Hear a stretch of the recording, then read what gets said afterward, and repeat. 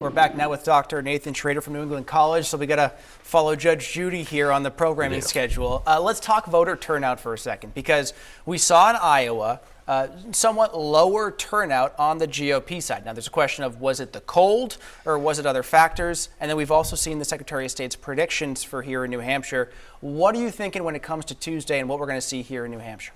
Well, I think there's a lot of excitement. That's where I was listening to Secretary Scanlon's comments earlier.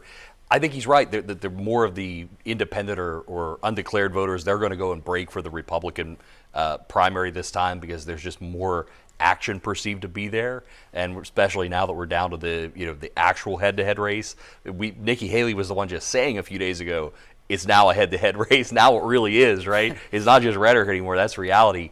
But I would say I think that there might be more Democratic voters in that primary than the 88,000 that the secretary suggested. And I don't mean to second guess Secretary Scanlon. I respect his predictions here, but there has been a bevy of excitement on the Democratic side as of late. The national focus on the Biden write-in campaign. There have been stories in all the national news outlets kind of focus on the unique nature of that, why it's happening, how it's happening.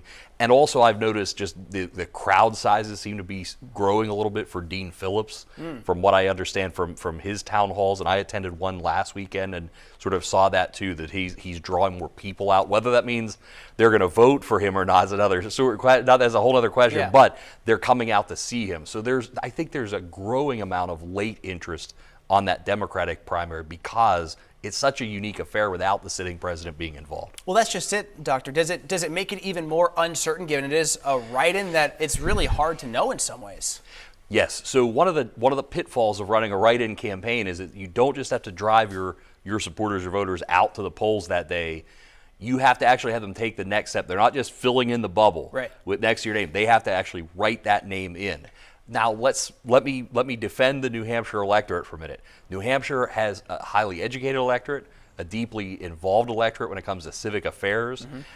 I think that this might not work in many other states where voters don't pay as close attention round the clock to politics like they do here. I think the Biden write-in has a chance to work here because of those unique elements of New Hampshire, even though President Biden is sort of sidestepping New Hampshire, right, and ignoring New Hampshire in a way. He's still the incumbent Democratic president. We shall see. Tuesday will give us so many answers that we have questions Absolutely. about right now. All right, Doctor, thank you.